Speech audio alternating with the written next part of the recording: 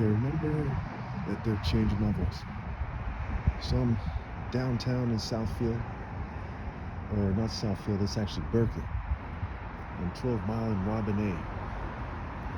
And this mural again, this spot's a pretty interesting spot. It has little benches here, so I just want to briefly talk about Generation Z and their mental health issues. First of all, I think that Generation Z is being scapegoated. Okay, the world is a crazy place. And there's a lot of funny stuff going on with technology and substances in the air and the food. And people have been talking about this for a long time. Even the head of the health department, Kennedy, has pointed out that processed foods are doing a number on people. And the general rule of thumb is when you mess up people's health, right? When people have high blood pressure, it affects the brain. Okay? When you get in poor health, it affects your brain. What's in your bloodstream affects your brain. That's part of how drugs work, right? People take drugs, it gets in their blood, it goes to their brain, it triggers dopamine, what have you. And these things have long-term effects. You have epigenetic effects, generational effects, what have you.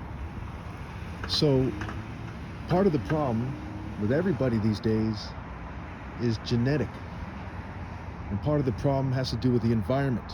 And I've been saying this for years, right? I made a formula where it says 6S, right? Stage of mind, state of mind. Stage of soul, state of soul, plus 3E, right? Environmental factors. Plus 0.5B, biological factors, plus 0.50 other factors, equals R for resulting behavior. And I've been talking about these things for a long time. I haven't brought up my formula for a minute here. So, to make a long story short, if somebody scrambles to work on their mind, body, soul, and spirit, and they're born, as a very insightful person, very spiritually powerful person, okay, they can transcend more than other people, and that has to be factored in. It's not just some theory, it's something that we see time and time again. Some people are something to behold, and they're somewhat rare. And these days, extremely, extremely rare. But for most people, the problem is the environment. That's why I talk about my region arguments, right? Regions, they cater to people. The system is more oppressive than anyone admits these days. I'm seem to be the only one really admitting it. And some people talk about organized psychological operations, things of this nature. They touch on some of the things that need to be talked about because they have to do with social engineering, social relations, socializing, social clubs, what have you. People are said to be having a lot less sex these days than they used to have. And that's connected to the substances in the air and the food and the mass brain hacking that we see going on here. It's connected to when all these thousands of people who say that they're victims of what's called gang stalking, which is basically group stalking, where the government and other groups work together to target people and use technologies on them. We've seen hundreds of victims of the Havana syndrome over the years who work for the government, right? Some high-ranking officials in the CIA, what have you. So we know these things exist, and we know when we look at the bigger picture and we talk about, hey, what's going on with Generation Z, that has everything to do with CIA operations, has everything to do with FBI operations, has everything to do with corporate operations and agendas, has to do with marketing, has to do with what the churches are up to, what Israel's up to, what the UK is up to, what the American government's up to. These things factor in, and to ignore them is a mistake. When we're talking about mental health, we're talking about mental disorders usually. We usually zoom in on that, mental disorders, right? And the mental disorder has to do with the disorder in society. I've been saying for years, the main disorder when it comes to sociology and mental disorders, okay, the social sciences and mental disorders, the main disorder is in the social order and social orders of society. I know a lot of people don't like this. Some people, it's their job to reinforce the existing social order and so on and so forth. But I promise you, that is a huge problem. My very first official video on YouTube, August 31st, 2009, I said that they have been given power to wicked leaders, wicked kings, historically. And there's people behind the scenes, and these groups behind the scenes, these privileged people, the cult of the emperor is what they would say, those early Christians, when they were talking about revelation. Okay, the spies for the king, The concubines for the English royals and all those books they've written about stuff like that. There's various groups of people that come together behind the scenes, and their little sex clubs and their little corporate clubs and their get-togethers at wineries where they have Greek themed statues in front of them, so on and so forth. So as we look at the social orders in society, and we look at their decisions, like their decision to not end homelessness, they've already spent more money on the war in Iran than it would cost to end homelessness in this country. And the domino effect of not ending homelessness, because when you don't end it, you end up talking about it instead of talking about other things that we could be working on. Things like healthcare, which is a huge task. There's a lot of analysis needed for that. Look at how much fraud they found, and there's a lot more. So to kind of pinpoint the exact solution when it comes to healthcare, you need lots of people working on it, analyzing, lots of law enforcement activity, lots of activity is needed to make sure that people have affordable health care, to make sure people have housing, to make sure that the homeless are being treated fairly, to make sure that poor people are being treated fairly. Because when we look at the kind of emergency scenario and situation we see in this country, we have to look at who needs help the most, right? It's homeless people, it's people who need health care. There's 60,000 people who die every year without adequate access to a doctor. The 500,000 Americans who die from tobacco-related illness like cancer. Okay, they're the ones that people need to scramble to help, because the social construct, the psychological construct has been doing a number on them, and they've been dying as a result. They've been suffering. A lot of older people who need elder care, people not getting enough Social Security. Bernie Sanders talks about a lot of this stuff, but it goes deeper than that, and the solutions that are needed are specific. People need to scramble to pinpoint exactly what must be done, and they need to commit to that.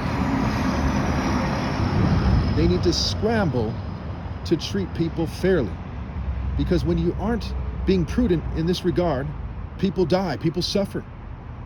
The kids have all these mental illnesses because the society is so broken, because people won't scramble to pinpoint the solution. It's part of my philosophy. My religion is universal, pinpoint, and moral precision, right? And I've been saying for years that moral, mental, spiritual, and romantic are all connected. They're like the same thing. So the dating problems they have are connected to the lack of a moral society. Their lack of morality as a result of society failing them in regards to moral issues that everyone from every philosophy should be able to appreciate and agree on. And that also affects their mentality. And their mental state is what creates the behaviors and the symptoms that you're seeing, which are being diagnosed as mental illness. These things can be corrected by having a sound moral structure and having various themed regions where people who need a higher dose of this activity or that activity or this philosophy or this religion, they can be in those places and achieve the help that they need, and to receive, the kind of nurture they need from society to be better people. They need love, they need a sound healthcare system, they need a sound economic system, a sound social, political, and economic system. And so when we look at this thing, right, what's the difference between talk and action is a plan and people rallying for that plan. And so we see the corporations, they have their agenda with the artificial intelligence driving up the prices of electricity, right? But people need to get together and make sure that these human issues, these bread table issues, these very serious issues are addressed. That people find their way to a meeting point where they can discuss a pinpointed plan that is in everyone's best interest, that's fair and just and right, that will deliver the kind of society that we need to really heal as a society, to move forward in a very responsible and mature and loving way. So as I consider these issues every day, my heart is broken every day, because I see that people are suffering, people are dying, and people won't rally to do the right thing. So I know what's wrong with Generation Z, because I share some of their heartbreak. I share some of their sadness. I'm a very sensitive person, so when I see it, I'm like, yeah, that's what's going on with Generation Z. That's what's going on with the millennials. That's what's going on with the kids, is that they're suffering because society has let them down. They won't present a sound plan. They let petty politics and ulterior motives get in the way. These obstacles that shouldn't be there. And so they keep digging it deeper instead of scrambling for a sound solution. A solution that everybody from every philosophy should be able to agree on. Okay, only like a nihilist or something, wouldn't agree. Only some sadistic person. And one of the main things that needs to be done, and right away, is they need to allocate funds to end homelessness. Okay, they need to solve the immigration issue as well. There's region arguments that can be done. We can work with other countries. There's very sound and practical solutions that are being ignored. And these things just keep festering and getting worse. And the domino effect is really beating down this society.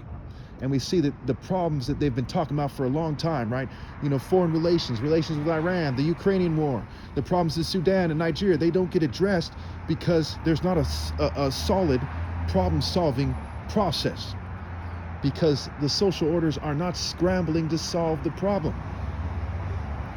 And so that's the root cause, right, of this rise in mental illness that we're seeing. It has to do with breeding, has to do with cheating, has to do with generational ill-gotten gains, has to do with the abuse of technology, okay?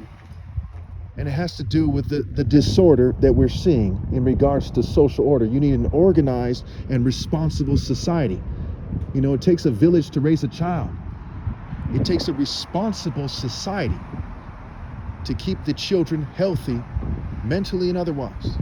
It takes sound and responsible and loving and mature leadership. And I can't stress these things enough.